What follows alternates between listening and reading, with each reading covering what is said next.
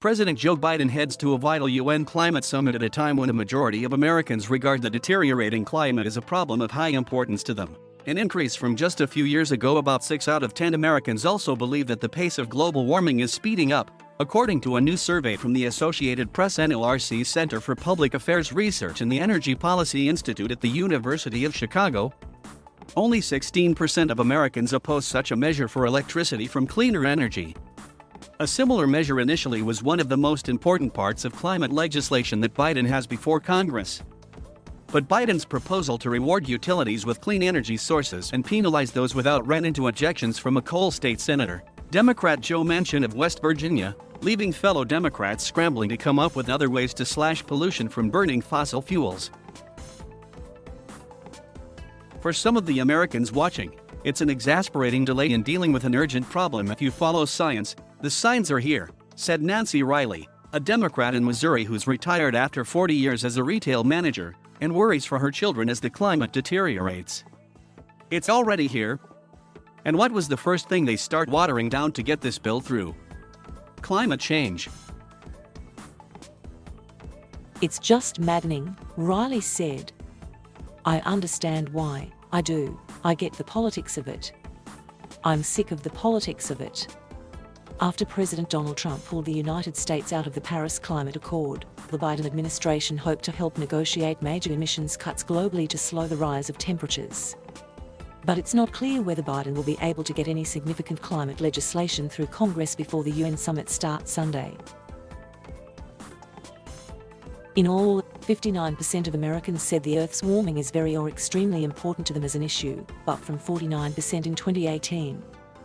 54% of Americans cited scientists' voices as having a large amount of influence on their views about climate change, and nearly as many, 51%, said their views were influenced by recent extreme weather events like hurricanes, deadly heat spells, wildfires and other natural disasters around the world.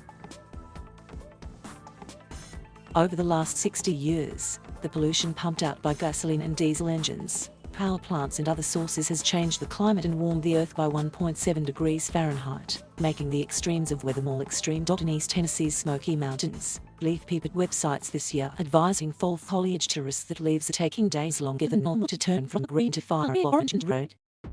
It's not evidence of climate change as a one-off instance, but typical of the changes Americans are seeing as the Earth heats up. Normally you get the 4 seasons, fall, spring, and winter, and it goes in that way.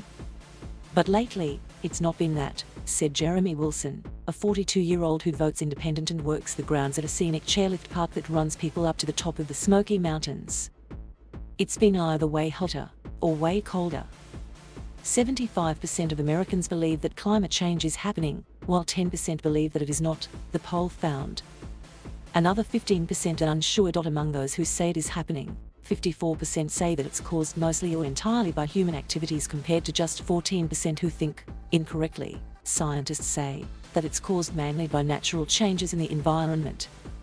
Another 32% of Americans believe it's a mix of human and natural factors. And while Democrats are more likely than Republicans to say climate change is happening, majorities of both parties agree that it is. That breaks down to 89% of Democrats and 57% of Republicans. The poll also gauged Americans' willingness to pay for the cost of cutting climate-wrecking pollution as well as mitigating its consequences.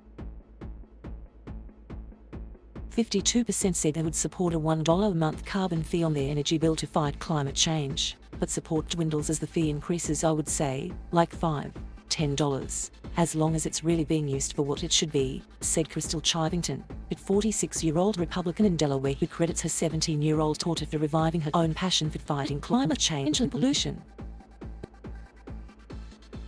It's not ordinary consumers who should bear the brunt of paying to stave off the worst scenarios of climate change, said Mark Senbach, a 59-year-old Montana Democrat who works in environmental remediation. I think it needs to fall a great deal on responsible corporations. And unfortunately, most corporations aren't responsible, Senbach said. And I think there needs to be a lot of pushback as to who ultimately pays for that.